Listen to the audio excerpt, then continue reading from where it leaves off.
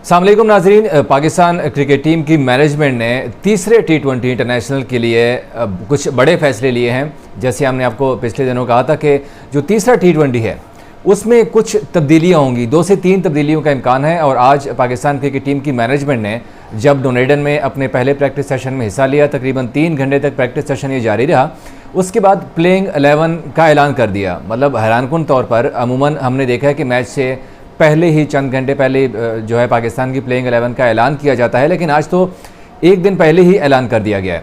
और इस प्लेइंग 11 में जैसे हमने कहा था कि कुछ खिलाड़ियों के हमने नाम लिए थे कि फ़लाना खिलाड़ी जो है वो मुश्किल है उनका जो प्लेइंग 11 में जगह बरकरार रखना, तो ऐसे ही हुआ। उन खिलाड़ियों की छुट्टी कर दी गई प्लेइंग 11 से और 3 तब्दीलियों का जो है वो ऐलान किया है। 3 ऐसे खिलाड़ी हैं जिनको बाहर किया गया है और 3 जो वो खिलाड़ी हैं जो कि बेंच के ऊपर बैठे हुए थे। कई दिनों से 2 मैच हो चुके थे और दोनों मैचेस में पाकिस्तान ने अपने प्लेइंग 11 में तब्दीली नहीं की थी, लेकिन अब बिलाखिर जब दोनों मैच हम हार गए तो शाहीन शाह अफरीदी और टीम मैनेजमेंट ने फैसला लिया है कि इन खिलाड़ियों को हम बाहर बिठा देते हैं। तो अब 3 जो है तब्दीलियों का ऐलान कर दिया गया है। अगर मैं जो बाहर होने वाले खिलाड़ी हैं सबसे पहले उनके नाम मैं आपको बता दूं कि उसामा मीर, जिनको मुसलसल मौके दिए गए, नो डाउट उन्होंने लीग्स के अंदर बड़ी अच्छी परफॉर्मेंसेस दी हैं, इसकी में कोई दो राय नहीं है, लेकिन न्यूजीलैंड के खिलाफ वो उस तरह से परफॉर्म नहीं कर सके। तो उसामा मीर का उन्होंने आज वो तीसरा T20 मैच नहीं खेलेंगे। उनके साथ साथ अब्बास अफरीदी, उनकी परफॉर्मेंस अच्छी रही है। अगर हम ऑस्ट्रेलिया के खिलाफ सीरीज़ की बात, अपना न्यूजीलैंड के खिलाफ पहले 2 मैचेस की बात करें तो बड़ी अच्छी उन्होंने बॉलिंग की है। और पहले मैच में तो यकीनी तौर पर आप उनकी विकेट नहीं भूल सकते कि इस तरह से उन्होंने 3 विकेट ली थी। और उमर गुल ने भी काफ़ी तारीफ़ की थी अब्बास अफरीदी की। तो अब्बास अफरीदी आज इंजरी का शिकार हो चुके हैं। इंजरी को इतनी कुछ सीरियस नौयत की नहीं है, अलबत्ता पेट के कुछ मसल्स में उनको खिंचाव की तकलीफ हुई थी, जिसके बाद डॉक्टर से उनका चेकअप कराया गया था। तो डॉक्टर ने उन्हें तीसरे मैच के लिए आराम का मशवरा दिया है। तो वो तो चले इंजरी की वजह से बाहर हो गए। उनके साथ साथ जो एक और प्लेयर बाहर हुआ है वो आमिर जमाल हैं, जिन्होंने ऑस्ट्रेलिया के खिलाफ टेस्ट सीरीज़ में तो बड़ी शानदार परफॉर्मेंस दी है और बड़ा नाम कमाया कि फ्यूचर का ऑलराउंडर है पाकिस्तान का, बैटिंग भी कर लेते हैं, बॉलिंग भी अच्छी कर लेते हैं। लेकिन तीसरे T20 के लिए अब आमिर जमाल की भी छुट्टी की गई है। अब आमिर जमाल तीसरा T20 मैच बेंच के ऊपर बैठ के देखेंगे वहाँ पर पाकिस्तान स्क्वाड के साथ, जबकि 3 जो खिलाड़ी जिनको इस मैच के लिए प्लेइंग 11 का हिस्सा बनाया गया है, उसमें एक तो ज़मान खान है जो कि डेथ ओवर स्पेशलिस्ट है, और हमने आपको पहले ही कहा था कि ज़मान खान को तीसरे T20 मैच के अंदर मौका दिया जा सकता है। उनके साथ साथ अब्बास अपना वसीम जूनियर को शामिल किया गया है। और जो स्पिन बॉलर एक और है पाकिस्तान के साथ स्क्वाड में, उसामा मीर और मोहम्मद नवाज़ को लेके गई थी पाकिस्तान क्रिकेट टीम, तो नवाज़ को आज उन्होंने चांस दिया है तीसरे T20 मैच के लिए। अगर हम आज प्रैक्टिस की बात करें तो तकरीबन 3 घंटे तक पाकिस्तान क्रिकेट टीम ने प्रैक्टिस सेशन में हिस्सा लिया, जिसमें उसामा ने भी बॉलिंग की है और नवाज़ ने भी बॉलिंग की है। अलबत्ता अब्बास अफरीदी आज के ट्रेनिंग सेशन में नहीं आए थे, वो मसल में तकलीफ़ की वजह से। लेकिन जो हैरानकुन तौर पर एक और तब्दीली नहीं की गई, और उस तब्दीली के पीछे कुछ वजूहात भी मैं आपको बताता हूँ, वो आज़म खान की है। आज़म खान को दोनों मैचेस के अंदर मौके दिए गए, रिजवान को विकेट कीपिंग से हटाया गया और आज़म खान को विकेट कीपिंग की जिम्मेदारी दी गई है।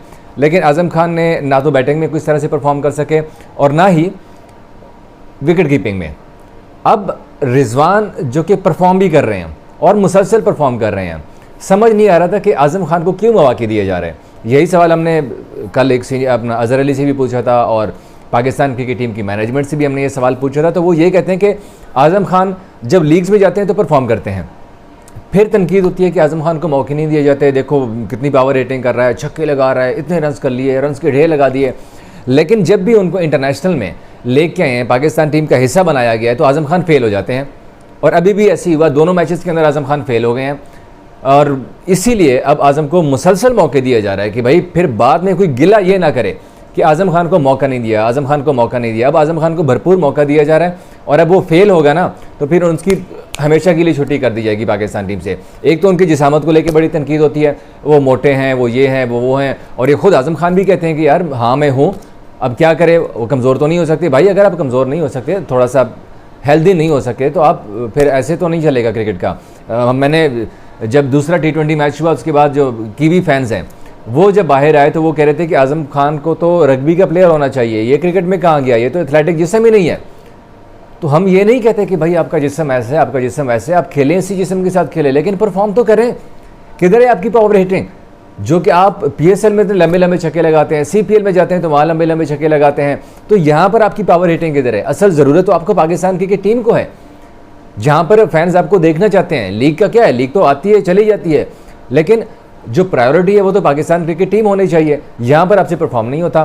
खैर, इसीलिए अब उनको एक बार फिर मौका दिया गया है। अब देखते हैं कि अगर तीसरे T20 मैच में वो परफॉर्म नहीं करते तो फिर आज़म खान की छुट्टी हो जाएगी, क्योंकि बेंच पे इस वक्त हसीबुल्ला भी बैठे हुए हैं, वो भी विकेट कीपर बैटर हैं। साहबजादा फरहान भी बैठे हुए हैं, वो भी परफॉर्म करके आए हुए हैं।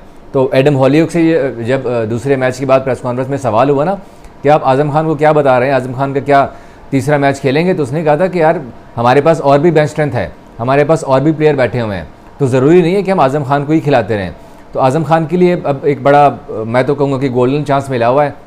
अब देखते हैं कि वो इस चांस को कैसे अवेल करते हैं। अगर वो अवेल नहीं करते ना तो फिर यकीनी तौर पर आज़म खान की छुट्टी हो जाएगी, और अगर एक बार अब छुट्टी हो गई तो फिर आज़म खान का पाकिस्तान क्रिकेट टीम में कम बैक करना बड़ा मुश्किल हो जाएगा, क्योंकि कई सारे नौजवान क्रिकेटर्स हैं जो इस वक्त बेंच पे बैठे हुए हैं और वो पाकिस्तान की स्ट्रेंथ हैं, उनको मौके देने चाहिए, क्योंकि वो डोमेस्टिक में परफॉर्म कर रहे हैं, नेशनल T20 कप में परफॉर्म करके आए हैं, फर्स्ट क्लास में परफॉर्म करके आए हैं।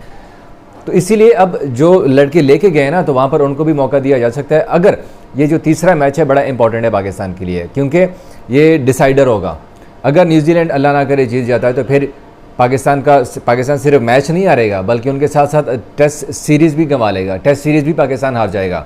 तो इसलिए दूसरा मैच बड़ा इंपॉर्टेंट है। लेकिन साथ साथ एक और भी अनाउंसमेंट है कि जो लोग थोड़े से लेट उठने वाले हैं, लेट का मज़ा है ना, तो उनके लिए ज़रा ये खबर अच्छी नहीं है कि क्योंकि पाकिस्तान का जो डुनेडन में मैच है, पहले मैच दोनों मैचेस तो 11 बजे शुरू हुए थे, तो हम लोग आराम से उठ के मैच पूरा देख लेते थे।